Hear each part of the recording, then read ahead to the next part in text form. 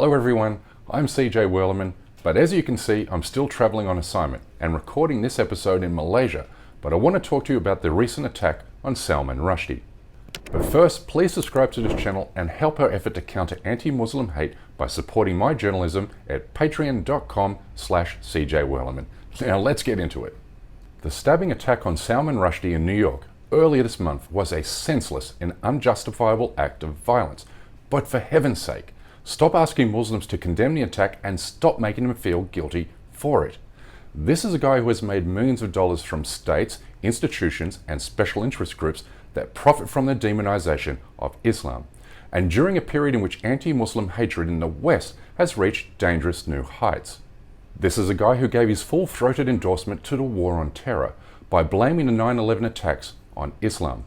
This is a guy who travels the world speaking alongside those who profit from spewing vicious anti-Muslim hatred, the kind used to justify the slaughter of 4 million civilians in Afghanistan, Iraq, Pakistan, and Somalia during the past 2 decades. But the mainstream media isn't stupid. It knows it can attract eyeballs and page clicks by selling him to white Western audiences as a courageous brown-skinned warrior standing on the front lines against brown-skinned savages. From a Western media perspective, Salman Rushdie became civilized the moment he renounced his Islamic faith, whereas his critics, Muslims, remain uncivilized beasts who can only be civilized by Western military intervention.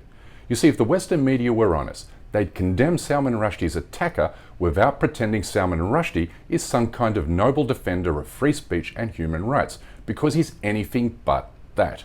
He's the poster boy for Muslim haters and far-right fascist movements everywhere.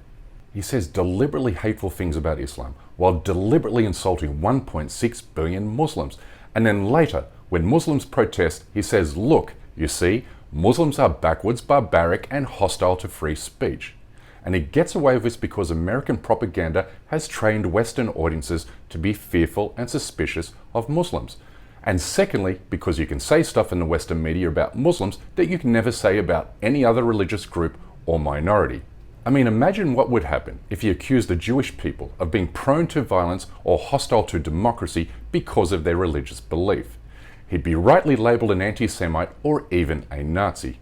But when you say the exact same things about Muslims, the media is quick to label you a champion of free speech, even when the lies used to demonize Islam have been used as political cover to bomb, kill, and torture innocent Muslims in too many countries to count.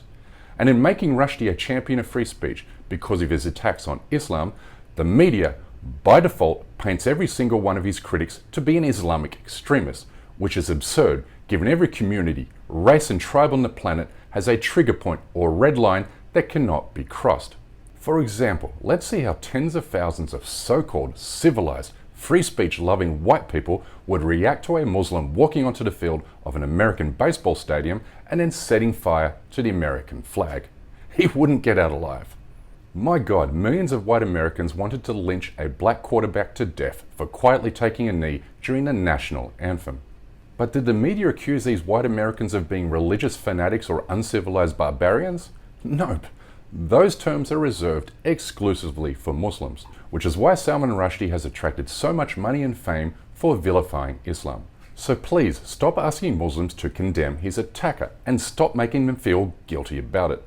The kind of things Rushdie has said about Islam has been used as fuel by those who have victimized and attacked Muslims in their homes, mosques, and in the streets for decades. He is part of an industry that has profited handsomely from the politics of fear and hate.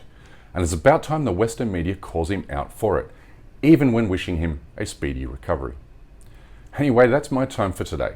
Please don't forget to subscribe to this channel, and we kindly ask you please support this endeavor by becoming a member of this show at patreon.com/CJWerleman. We can't produce, sustain, and grow this show without your help, and we offer exclusive benefits to those who do.